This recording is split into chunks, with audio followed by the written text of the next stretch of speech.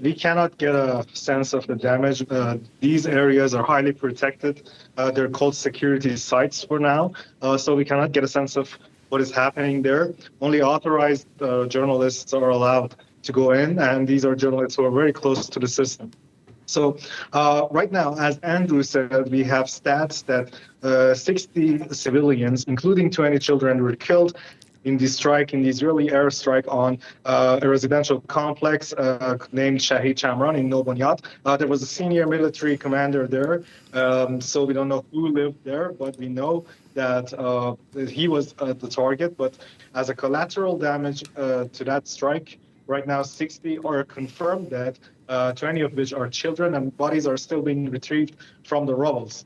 And as for what Andrew said about the South Pars, I'm also getting word that another refinery is on fire. The cause of the fire is still unknown, but I think Israel has now moved to the phase of targeting Iran's infrastructure, economic infrastructure.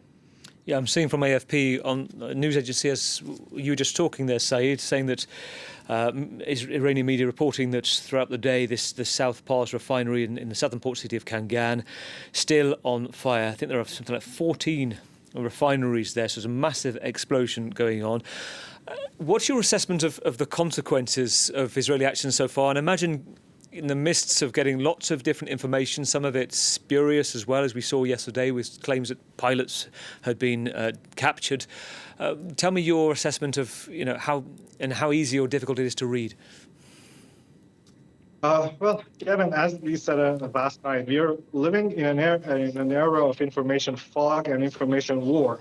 While Noga had confirmation from the IDF that no Israeli F-35s were downed, Iranian army just said today that they have downed another Israeli F-35 and they have successfully captured the pilot. And as for the pilot from the first downing, they have released, there is a picture circulating in the Iranian media of a female Israeli pilot claiming to be the pilot of the captured F-35 that IDF said fake to Noga.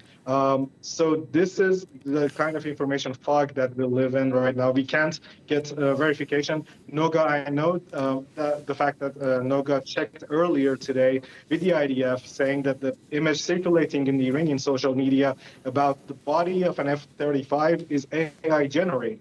So we cannot get exact confirmations, even in Tehran. There are lots of sources who are claiming conflicting reports.